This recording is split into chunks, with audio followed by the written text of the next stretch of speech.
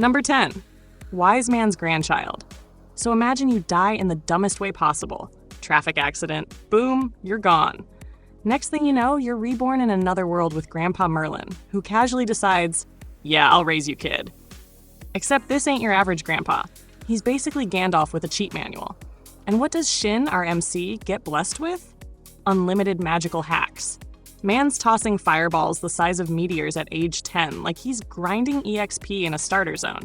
Everyone else is sweating over spell formulas. Meanwhile, Shin just goes pew pew and kingdoms tremble. The wildest part? He doesn't even realize how broken he is. This guy thinks he's average, like walking into a basketball court with LeBron-level skills and wondering why everyone's staring.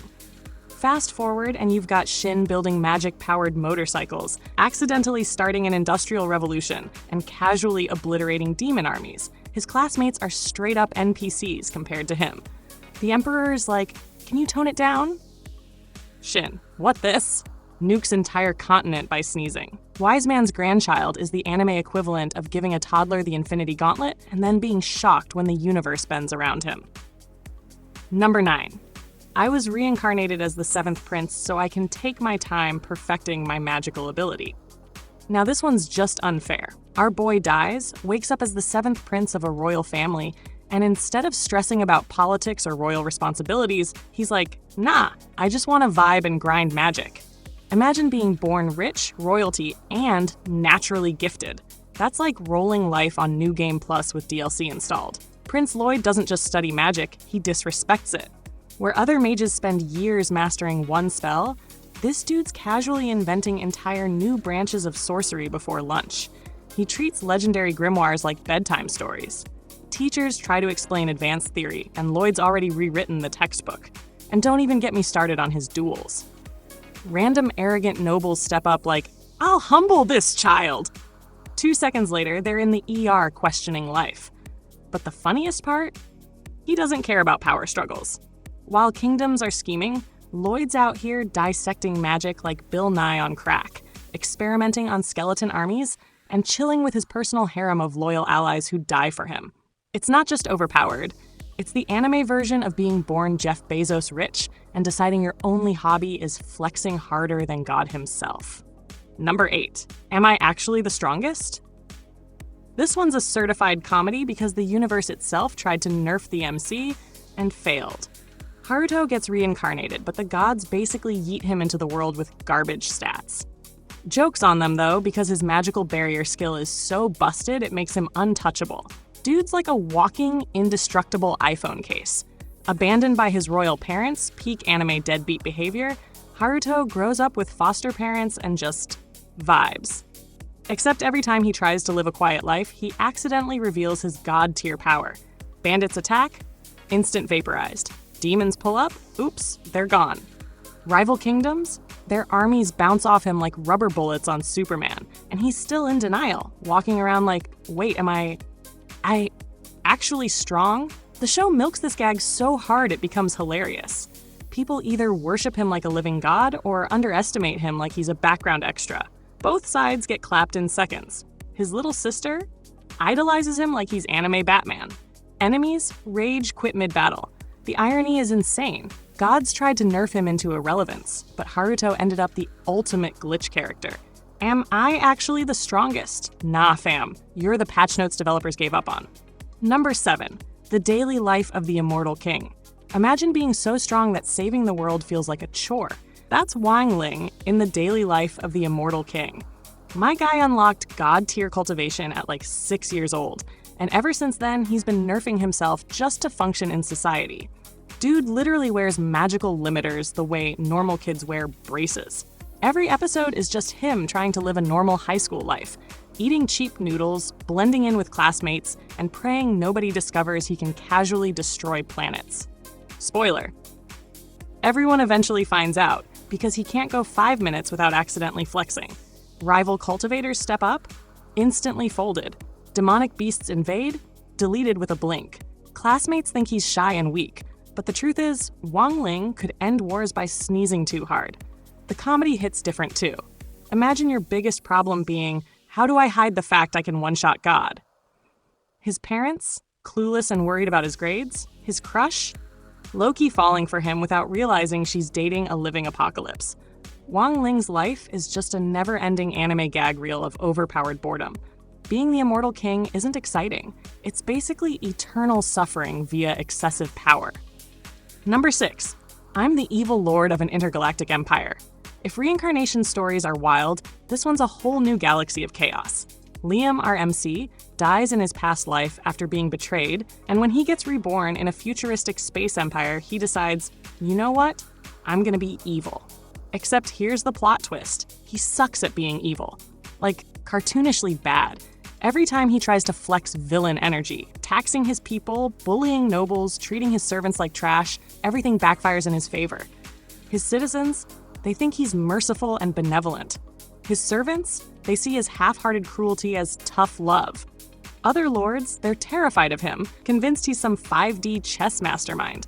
In reality, Liam's just bumbling around, trying to cosplay as a tyrant while accidentally becoming the galaxy's most beloved ruler.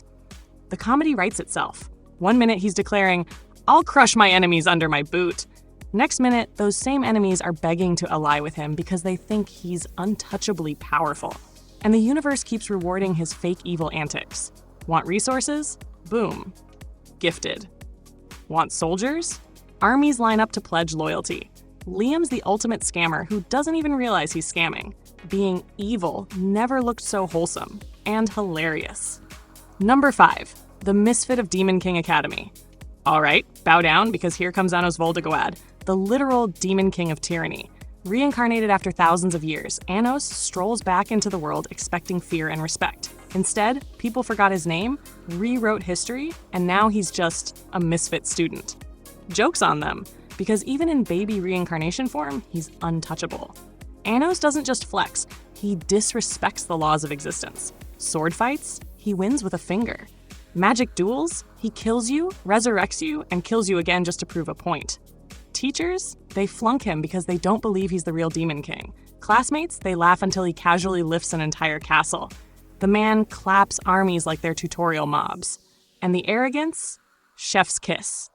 Anos talks like every sentence is a mic drop. Did you really think killing me would work? Cute? He's got his fan club of loyal girls swooning 24/7, while his enemies develop trauma faster than Naruto flashbacks. The show is basically a masterclass in overpowered trolling. Anos Voldegoad isn't just the misfit, he's the ultimate reminder that history books are written by the losers who couldn't kill him the first time. Number 4. That time I got reincarnated as a slime. What happens when you die as a regular salaryman and respawn as slime? Sounds tragic, right? Nope. Rimuru Tempest proves being a blob is peak OP energy. From the moment he's reborn, everything he touches turns into cheat codes. Devour monsters, gain their powers. Befriend dragons, instantly king status. Accidentally build an entire nation? Yep, that too. Rimuru's journey is basically, what if Kirby had godlike charisma and a LinkedIn account? He starts as a puddle of jelly, then somehow gathers allies, creates an economy, builds a military, and casually evolves into a demon lord. Enemies show up ready to wreck his slime village, only to get demolished so hard they question their existence. Rimuru doesn't just fight, he diplomacies entire kingdoms into submission. But don't let the cute face fool you. When friends are threatened, Rimuru goes full John Wick mode. There's one arc where he massacres tens of thousands like it's a casual Tuesday. That's the charm. Adorable mascot vibes 1 second, apocalyptic monster the next. That time I got reincarnated as a slime is proof that even in jelly form, you can still outclass gods and rewrite the world order. Number 3. Problem children are coming from another world, aren't they? 3 problem children, 1 isekai ticket, and absolute chaos. Izayoi, Asuka, and Yo get summoned to Little Garden, a fantasy world where everything's decided by deadly gift games. And while the premise sounds balanced, Izayoi alone breaks the system. This dude is so overpowered that even gods side-eye him. He treats world-ending challenges like casual minigames. Dragons? One-punch KO. Divine beings? Trash talk and folded in seconds. The guy's entire personality is trolling opponents mid-battle because nothing can scratch him. Meanwhile, Asuka's commanding abilities and Yo's beast powers add spice to the mix. But let's be real, Izayoi steals the spotlight every time. The fun comes from how cocky yet lovable he is. He's the kind of protagonist who laughs while demolishing an enemy kingdom, then casually asks what's for dinner. His boredom is his biggest enemy, not actual threats. Watching him steamroll impossible scenarios while roasting his opponents is peak entertainment. The anime title might as well be Problem Child Izayoi carries 2 sidekicks and bullies gods for 12 episodes. It's chaotic energy distilled into one series, an OPMC who's not just strong, but delightfully unhinged about it. Number 2, Death March to the Parallel World Rhapsody. Ever fallen asleep at work and woken up in another world? That's Satu. One minute he's a game developer stress coding, the next he's in an isekai with godlike powers unlocked from a tutorial glitch. Man accidentally wipes out an entire army with a meteor shower before even finishing the prologue. But instead of going full warlord, Sato just takes a vacation. He's strolling through dungeons, collecting waifus, cooking gourmet meals, and building harems like it's a casual side quest. Every threat looks terrifying. Demon lords, dragons, conspiracies, but Sato's like, hold my kebab, and deletes them with cheat skills. He's not even trying to dominate, he just wants a chill life. The universe, however, refuses to let him nap. What makes it hilarious is his constant, oh no, I'm too strong, energy. He tries to stay low-key, but you can't exactly hide when your casual fireball levels a mountain.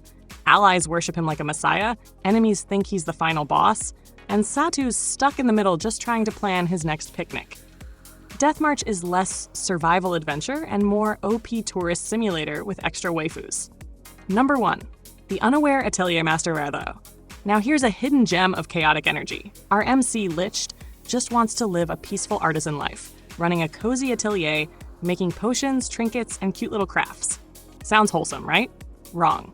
Every item he makes accidentally breaks the laws of reality. Liched is basically Bob Ross with cheat codes. He'll casually brew a healing potion that turns out to cure curses, resurrect the dead, and make enemies cry tears of joy. Crafts a weapon for fun? Accidentally creates a holy relic that kingdoms will start wars over. Dude thinks he's just grinding life skill XP, but in reality, he's shaping entire nations with his side projects. The comedy gold is in how oblivious he is. Other characters freak out. Nobles panic, adventurers worship him, villains cry about balance patches. But Licht's just like, cool, glad you liked my work. He's the only protagonist who can destabilize the world economy by selling practice items at his shop. Watching Licht unknowingly amass god-tier influence while genuinely believing he's just a humble shopkeeper is chaotic bliss. The unaware Atelier Master isn't just OP. It's the anime equivalent of a background NPC accidentally becoming the final boss while still clocking in for work. And that's the wild ride, folks. 10 MCs so overpowered they make entire worlds look like sandbox games.